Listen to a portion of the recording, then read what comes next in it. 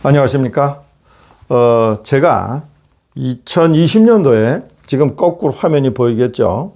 이 화면 카메라를 이제 뒤로 돌려서 하다 보니까 이런 식으로 나오는데, 성장의 길, The Road to Growth라고 하는 책을 제가 발간한 적이 있습니다.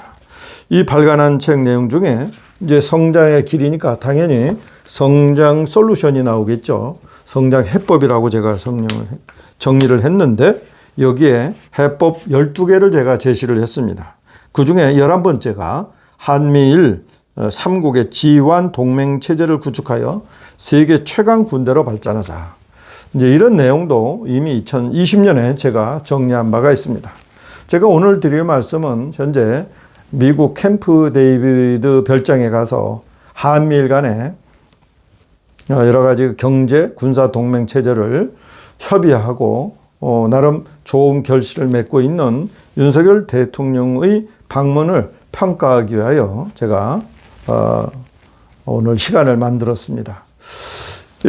사실 한미일 간의 군사 동맹뿐만 아니고 경제 동맹 차원에서 한미일 간의 GDP를 연합하면 세계 중에서 32%, 33%가 된다고 합니다. 그런데 놀라운 거는 GDP 순위가 미국은 1위고 일본은 3위입니다. 그런데 한국은 어느 순간에 13위로 떨어졌더군요. 자, 이런 한국이 지금 10위권에서 15위권 이 안에 들쭉날쭉 하는 지가 노태우 대통령 시절부터이니까 거의 지금 한 35년 정도가 되었습니다. 그동안에 저희들은 수많은 대통령을 가지고 있었죠.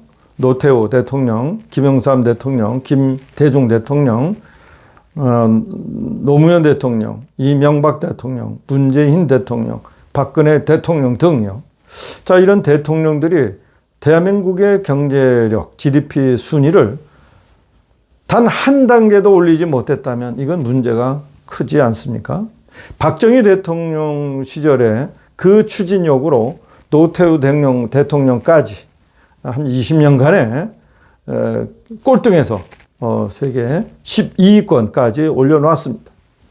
그런데 그 후임 대통령들이 단 한순간 단계도 올려놓지 못했다면 우리는 그냥 잃어버린 30년이라고도 볼 수 있는 것이죠. 일본은 3위를 유지하고 있습니다. 당연히 중국 거대한 14억, 5억을 갖고 있는 중국의 GDP를 일본이 따라갈 수가 없는 것이죠. 1억 한 5천만 명 되는 나라가. 그러니까 결국은 3위를 고수하고 있는데 대단한 것이 아니겠습니까, 여러분? 자, 이런 상황에서 그동안에 제가 늘상 이제 얘기를 했죠. 일본은 이미 2003년부터 자국의 평화헌법을 수정하지는 않았지만 자기네 규정으로 재무장의 길을 스스로 텄다고 말이죠. 즉 자위권만 아니라 자기의 안전을 위해서 해외 원정까지 가능한 그런 파병 군대로 이제 자위대가 아니라 군대로 재편하는 과정에 있다. 이렇게 여러분에게 말씀드렸는데, 그런데 문제는 미국이 일본의 재무장의 속도를 제어하고 있다는 그런 내용을 제가 말씀드렸습니다. 그런데 문제는 일본이 원치 않든 간에 동북아의 군사 지정학적 이 변화가 예상한 바로 결국은 지정학적 요소는 변하지 않기 때문에 과거 역사는 계속 반복되기 마련이죠. 따라서 중국, 러시아, 일본, 해양국가인 미국이 이 사국이 교차하는 이 한반도 동북아에서의 역사적 이 파고라고 하는 것은 반복될 수밖에 없는 노릇입니다. 그런데 러시아가 사실은 군사 강국인 줄 알았는데 이번에 우크라이나 전쟁으로 볼 때에 우크라이나조차도 핵무기를 쓰지 않는다면 러시아와 맞짱 뜰 수 있는 그런 나라로서 우리가 평가할 수 있다면, 사실상 만일에 나토가 이 재무장을 통해서 군사력으로 러시아를 제압할 수도 있겠다, 이렇게 생각할 수 있습니다. 가뜩이나 나토의 사령관은 미군 아니겠습니까? 이런 차원에서 미군의 입장에서 보면 이번에 러시아의 우크라이나의 이제 침공은 굉장히 나토를 깨우는, 유럽을 깨우는 아주 좋은 기회가 되는 것이죠. 따라서 나토의 재무장은 어쩔 수 없는 이제 시간의 싸움이다. 이렇게 볼 때 결국은 나토는 러시아를 제압하는 유럽의 평화를 가져오는 그런 이번에 아주 좋은 계기로 우크라이나 전쟁을 이용할 수 있겠다는 생각을 합니다. 문제는 이제 동북아죠. 그 중에서도 이 힘이 팽창해서 어쩔 줄 모르는 이 중국이 결국은 사태를 유발할 수밖에 없다는 생각을 가집니다. 이미 그 구단선, 즉 이 동남아 해안에 있는 거의 바다 전부를 자기네 영역이라고 선포하고 있는 마당에 그 안에 들어가 있는 뭐 필리핀이다, 말레이시아다, 또는 싱가포르다 이런 나라들은 중소나라들, 아주 소형 국가들이기 때문에 결국은 그 동진아해, 남진아해죠. 남진아해에 그 어떤 생명줄을 가지고 있는 한국과 일본이 중국에 대적하는 나라가 될 수밖에 없습니다. 그런데 문제는 이제 유럽에서 힘을 축적한 미국이 결국은 동북아로 그 피벗을 옮길 수밖에 없는 상황이고, 그렇지만 이 미국도 역시 back to America, 자기 나라로 돌아가려는 그 근본적인 고립주의의 나라라고 하는 거, 이 관점에서 보면 결국은 동북아에 자기를 대리할 수 있는 무언가 역할을 줄 수 있는 나라, 이것을 찾을 수 있는데 5천만 명의 대한민국은 조금 이 중국이나 러시아를 상대하기는 좀 힘들고, 그래서 이거 어쩔 수 없지만 결국은 일본에게 계속해서 눈길이 갈 수밖에 없는 건 이제 현실이죠. 그렇지만 미국은 일본과의 그 악연이 있기 때문에 결국은 이 일본을 재무장시키지는 않을 것이다 라고 하는 게 이제 보편적인 이야기지만, 근데 문제는 이 대한민국이죠. 많은 그 전문가들이 대한민국이 핵무기를 보유할 수 없는 이유는 대한민국의 헌법에 문제가 많다고 얘기를 하는 것입니다. 다시 말해서 대한민국의 헌법은 자유민주주의 체제를 말하고 있지만, 그런 내용을 담고 있지만, 아니 어느 날 갑자기 문재인과 같은 완전히 공산주의자와 같은 자들이 나타나서 정권을 잡는 것도 허용하는 그런 헌법 수호 체제가 완전히 열린 상태로 되어 있는 이 나라를 외국인들은 믿지 못하는 수 있습니다.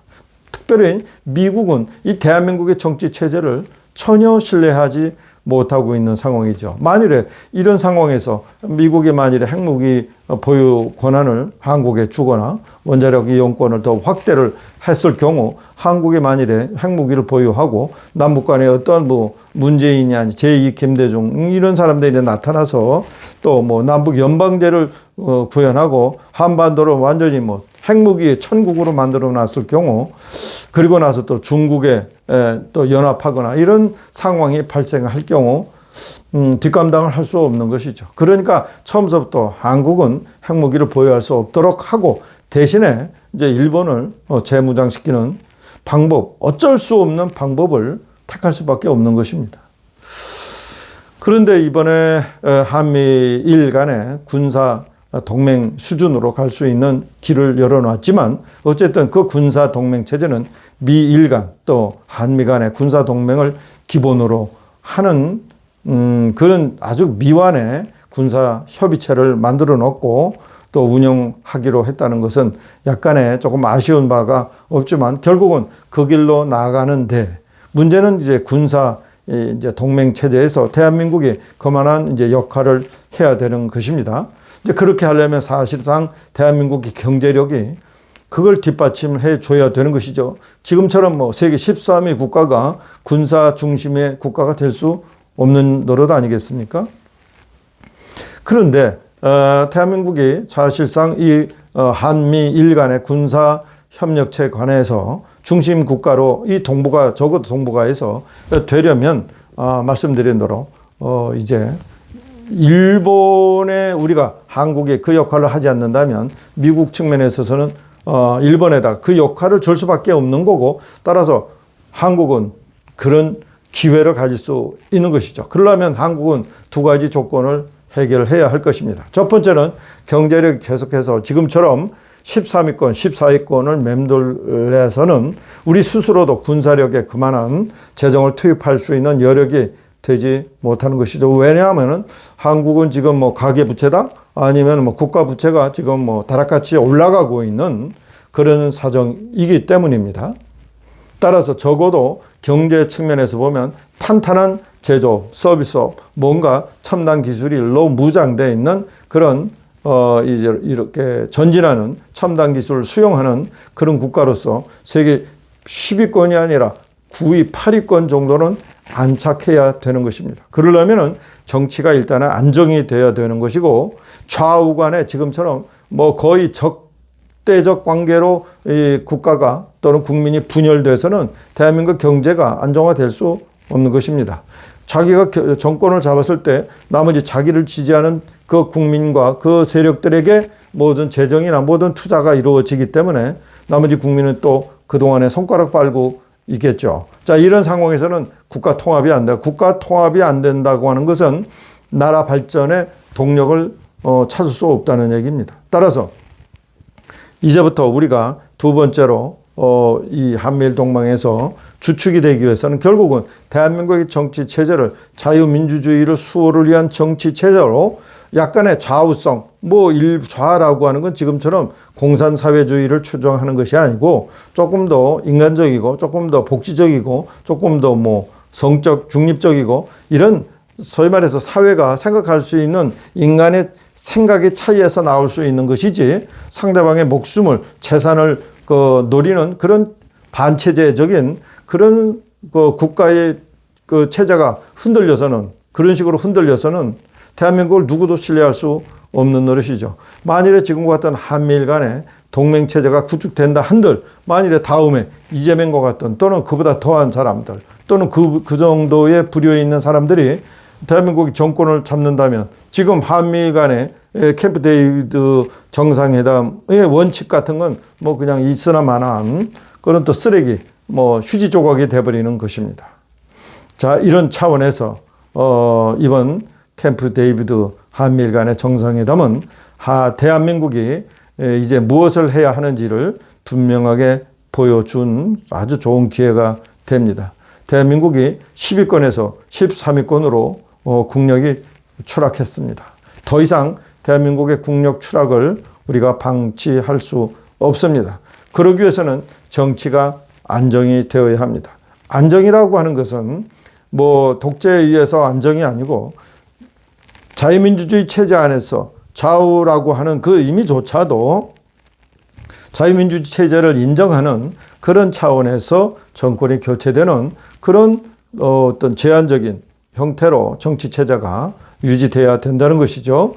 솔직히 말씀드려서 현재 민주당이 소위 말한 극좌에 있는 사람들을 철저하게 배격을 해야 된다는 뜻입니다. 그런데 국민의힘조차도 지금 극좌 집단에게 머리를 숙이고 있는 표를 위하여 이런 상황에서 대한민국의 정치의 질서는 한마디로 이제 처음서부터 다시 건국하는 심정으로 다시 우리가 시작할 필요가 있다 생각을 합니다. 그동안에 이제 정치를 한다면 이런 얘기를 하죠. 국민의힘이야? 민주당이야? 이제 사실은 국민의힘이다. 민주당은 대한민국을 통치하는 게 아니고 그야말로 기득권 세력으로 이제 카르텔로 형성되어 있습니다. 카르텔은 적으면 적을수록 좋습니다. 그 중에서도 이 정치 카르텔은 파괴해야 합니다. 이번 기회에 국민이 나서서 우리 시민들이 짜여진 정치 카르텔을 한번 파괴하지 않으시겠습니까? 한미일 동맹 체제에 그 가운데 우리가 중심 국가로 되기 위해서 G1의 역할을 하기 위한 우리의 기본 전략은 그렇습니다. 대한민국 경제력은 지금처럼 13위, 14위, 15위가 아니라 12위 이내로 9위, 8위 또는 6위 정도로 올라가야 합니다. 대한민국 정치체제는 누가 정권을 잡든 북한이나 중공이나 이런 반국가적이고 반인륜적인 이런 집단과 연계할 수 없는 그런 정치체제가 들어서야 합니다. 이 두 가지 조건이 성립되지 않는 한 대한민국은 한미일 동맹의 발전에도 불구하고 그 안에서 중심적인 역할을 할 수가 없을 것입니다. 감사합니다.